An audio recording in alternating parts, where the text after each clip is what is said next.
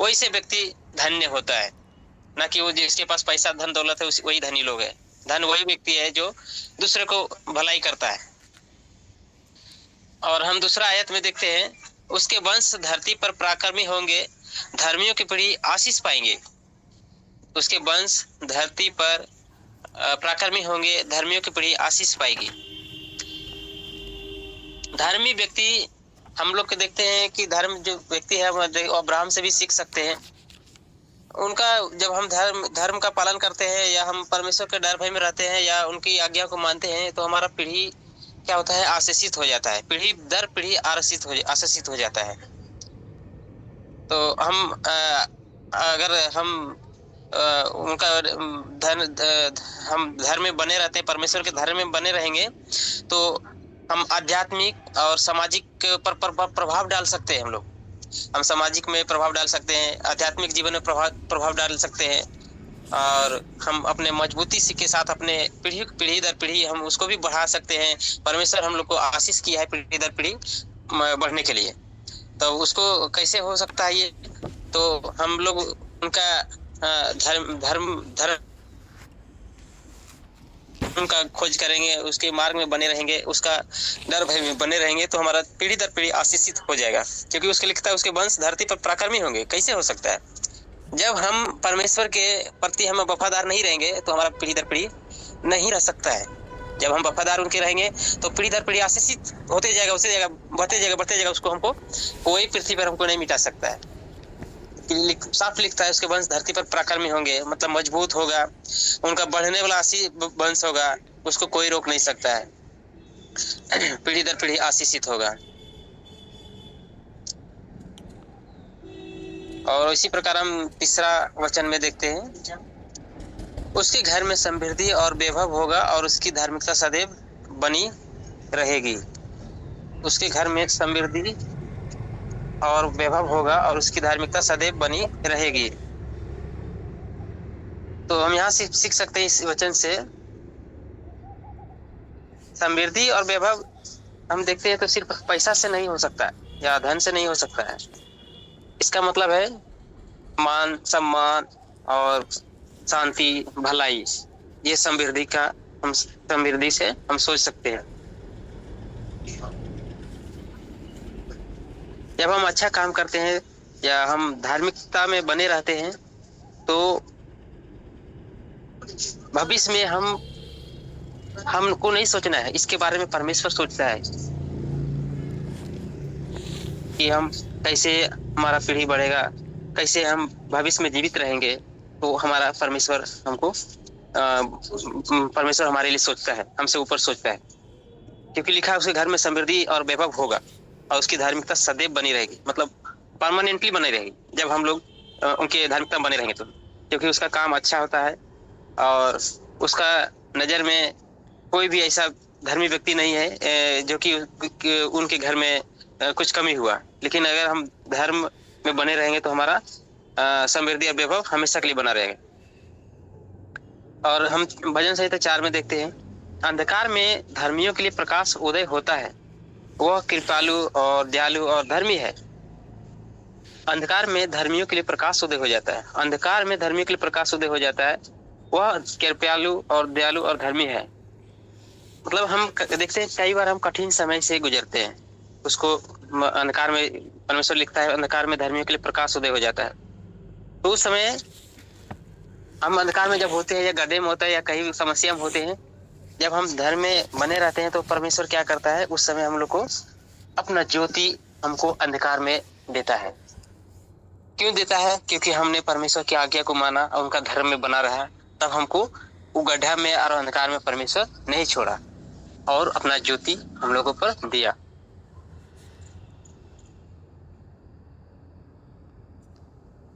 और हम उसी प्रकार 5 में देखते हैं, जो मनुष्य उदार है और उधार देता है, जो मनुष्य उदार है और उधार देता है वह अपने काम न्याय से चलता है। हालेलुया। उधार देता है न्याय से चलता है। उदारता मतलब होता है धन समय दया सहायता, मतलब 4 चीजें। उदारता मतलब धन समय दया सहायता।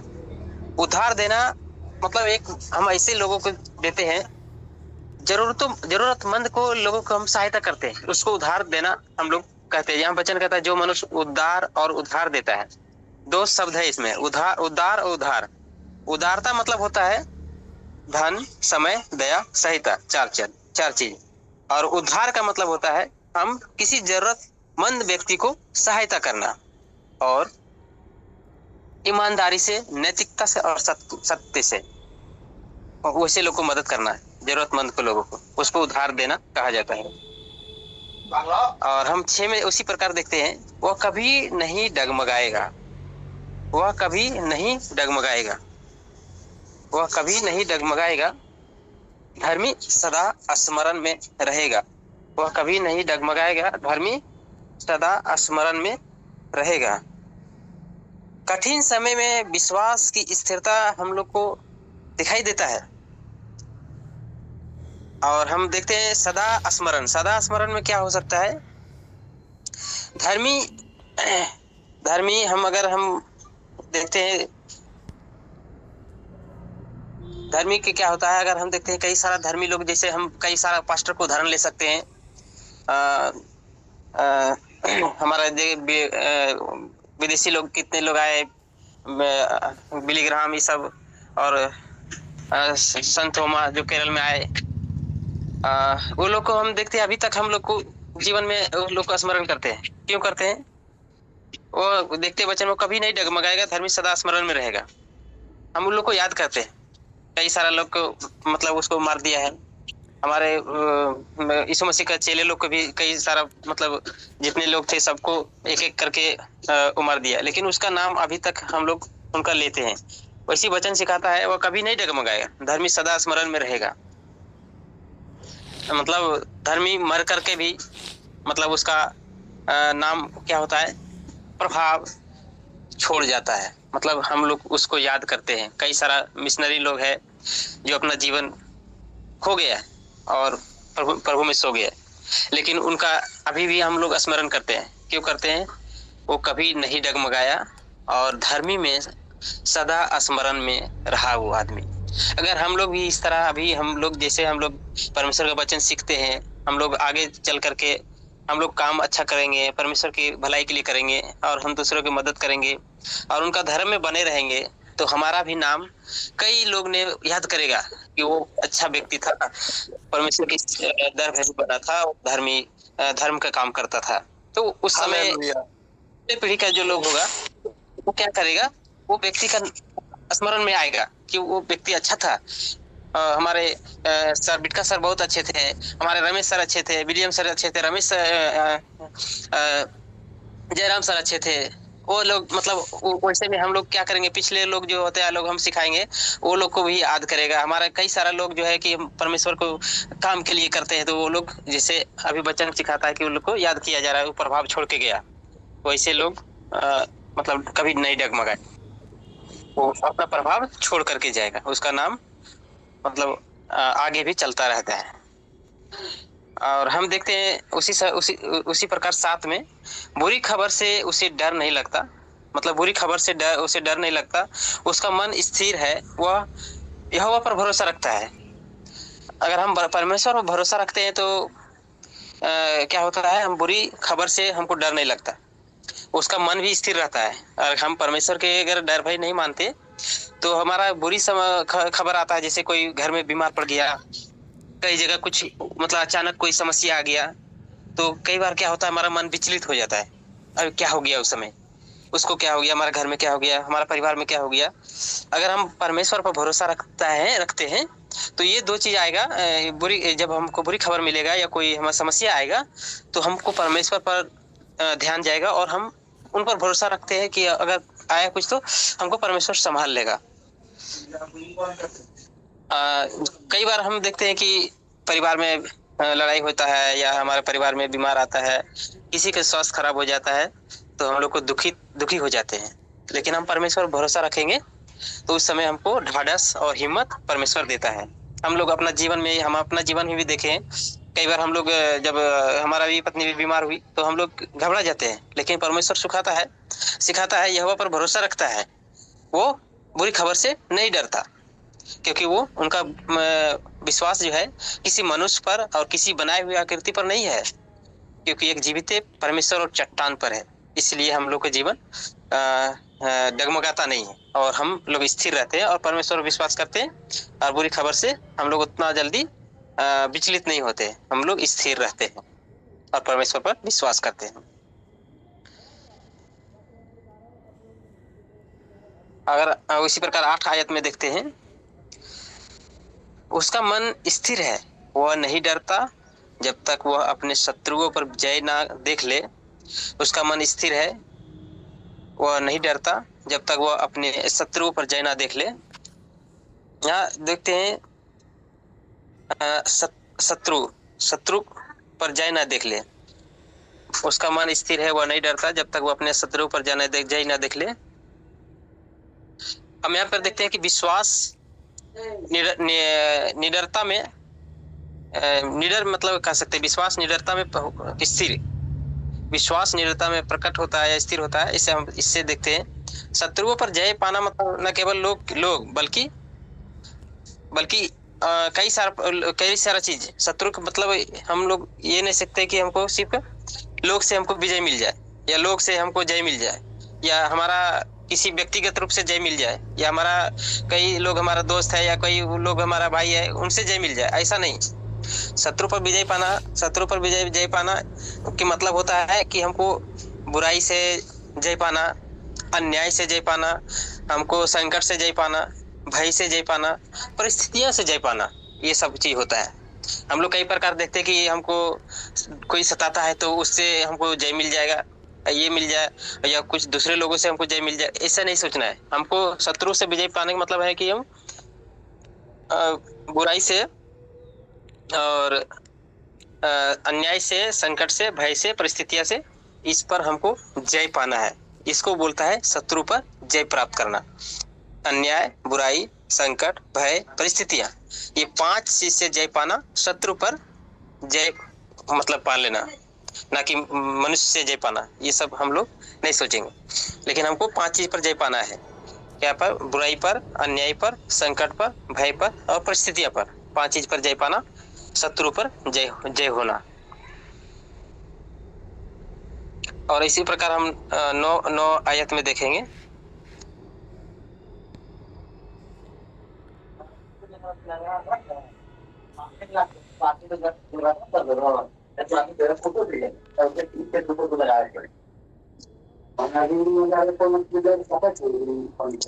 जीवन को दूसरे के लाभ में लगाना, जीवन को दूसरे एक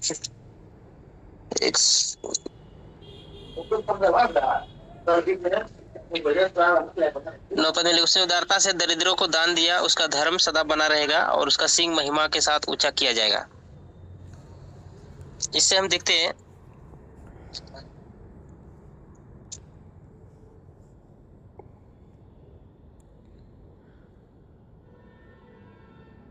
इससे सीखते हैं उसने उदारता से दरिद्रों को दान दिया, उसका धर्म सदा बना रहेगा, उसका सिंह महिमा के साथ ऊंचा किया जाएगा। देखते उदारता से दरिद्रों को दान दिया, उसका धर्म सदा बना रहेगा, उसका सिंह महिमा के साथ ऊंचा किया जाएगा। जीवन दूसरों के लाभ में लगाना, ये उदारता का उदाहरण है। यही मतलब मसीह आत्मा है, ऐसे सोच सकते हैं। उसने उदारता से दरिद्रों को दान दिया, उसका धर्म सदा बना रहेगा, उसका सिंह महिमा के साथ ऊंचा किया जाएगा। सेवा, स्वार्थ और हम लोग को सेवा करना है और उदारता से दान देना है। और हमको किसको देना है? दरिद्रों को दान दिया, उसका धर्म सदा बना रहेगा। मतलब जिसको जरूरत है उसको, मतलब उसी पर उसको देना हम लोगों के लिए एक उदारता का जीवन है। अगर 10 में देखते हैं, दुष्ट इसे देखकर कुढ़ेगा, वह दांत पीस पीस कर गल जाएगा, दुष्टों की लालसा पूरी ना होगा। ये देखते हैं, दुष्ट इसे देखकर कुढ़ेगा, वह दांत पीस पीस कर गल जाएगा, दुष्टों की लालसा पूरी ना होगा। देखते हैं यहाँ पर क्या होता है, लिखा है वचन में, दुष्ट देख कर कुढ़ेगा। क्यों कुढ़ेगा? क्योंकि हम लोग जरूरतमंद को लोगों को हम मदद करते हैं, असहाय लोगों को मदद करते हैं, जिसको जरूरत है उसको हम लोग देखभाल करते हैं। और इसलिए कौन लोग खुश हो रहा है? जो दुष्ट है वो दांत पीस पीस करके गला जलाएगा, क्योंकि उसकी दुष्टों की लालसा पूरी ना होगी। दुष्ट लोग तो किसी किसी को जरूरत भी है उसको देख करके भी उनको हंसी आता है, मजाक उड़ाता है कि देखो फलना एक आदमी के पास चप्पल नहीं है, फलना आदमी के पास ये कपड़े नहीं है, कपड़े फटा हुआ है, वैसा पहनता है, ये करता है। लेकिन परमेश्वर क्या कहता है? दुष्ट इसे देख कर कुढ़ेगा, वह दांत पीस पीस करके गल जाएगा, दुष्टों की लालसा पूरी ना होगी। लेकिन ऐसे लोगों को ऐसे लोगों को परमेश्वर पसंद नहीं है, क्योंकि 9 में देखते हैं उसने उदारता से दरिद्रों को दान दिया, उसका धर्म सदा बना रहेगा, उसका सिंह महिमा के साथ ऊंचा किया जाएगा। 10 से हम सीखते क्या है? 10 से सीखते हैं कि अगर हम धर्म का पालन करते हैं तो उसका फल मिलता है हम लोग को, और हमको परमेश्वर आशीष देता है। अगर हम देखते हैं दुष्ट इसे देखकर कुढ़ेगा, वह दांत पीस कर गला जाएगा और दुष्टों की लालसा पूरी ना होगी, लेकिन धर्मी की लालसा पूरा होगा। तो 101 हम भजन संहिता 112 का 1 से 10 तक हम लोग पढ़े, और इससे हम देखते हैं कि अपने जीवन में क्या क्या लागू कर सकते हैं। ये वचन जो हम लोग भजन संहिता 1 से 10 तक देखे हैं, जीवन में लागू करना परमेश्वर हम लोग को सिखाता है।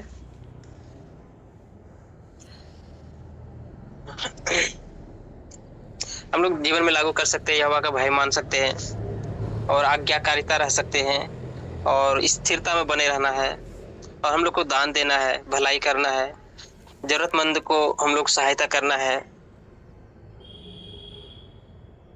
हम परमेश्वर पर भरोसा रख सकते हैं, और हमारा क्या होता है, जब हम परमेश्वर पर भरोसा रखते हैं तो पीढ़ी दर पीढ़ी आशीषित होता है, और परमेश्वर के प्रेम में बने रहना, और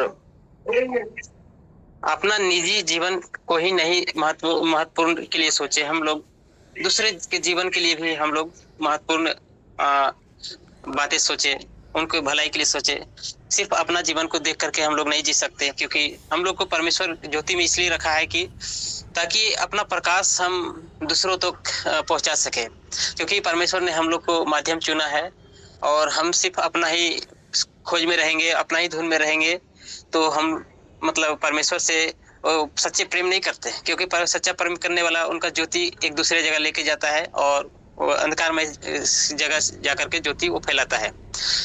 क्योंकि परमेश्वर हम लोगों को चुना है, और वचन हम लोगों को दिया है, और हम लोगों को हर एक बातों में सिखाता है, प्रेम करता है, और हर एक जरूरतमंद को भी पूरा करता है, ताकि हम दूसरे को प्रति सोच सके, और दूसरे के जरूरतमंद को भी पूरा कर सके, और उनके भलाई के लिए भी सोच सकते हैं, उनके देखभाल के लिए भी। और किसी का देखते बच्चे लोग पढ़ाई नहीं कर पाते हैं, किसी लोग के पास कई सारा समस्या रहता है, कई लोग बीमार भी रहते हैं, उनको देखभाल करने वाला नहीं है, तो ऐसे लोगों के प्रति हम लोगों को परमेश्वर रखा है, ताकि हम उन लोगों को कुछ हम पूरा मदद नहीं कर पाए, लेकिन थोड़ा से भी करने के प्रयास करेंगे तो परमेश्वर जरूर हम लोगों को आशीष करते हैं। क्योंकि हम लोग कई बार देखते हैं कि किसी को बहुत सारा जरूरत रहता है तो हम नहीं पूरा कर सकते, लेकिन थोड़ा कर सकते हैं, उनके लिए प्रार्थना कर सकते हैं, फिर दूसरों को बता सकते हैं।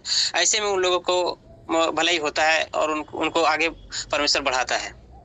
तो हम लोग सिर्फ देख सकते हैं, अपना जीवन के लिए ना सोचे, परंतु दूसरे के जीवन के लिए सोचे, और दूसरे की भलाई के लिए सोचे, और दूसरे से प्रेम करने के लिए हम लोग ललायित रहे, और आगे बढ़े, ताकि हम लोग को परमेश्वर पीढ़ी दर पीढ़ी आशीष करने के लिए वो वचन में बोला है कि हम पीढ़ी दर तुम्हारा परिवार को हम आशीषित करेंगे, हम जब धर्म के काम करेंगे। तो परमेश्वर के पढ़े जाने से वचन हम लोग को आशीष दे, और एक भजन संहिता 112 जो भी हम लोग को सिखाया परमेश्वर, सबको आशीष दे परमेश्वर, और सबको परमेश्वर बात किया, इसके लिए परमेश्वर को बहुत बहुत धन्यवाद। और हम आखिरी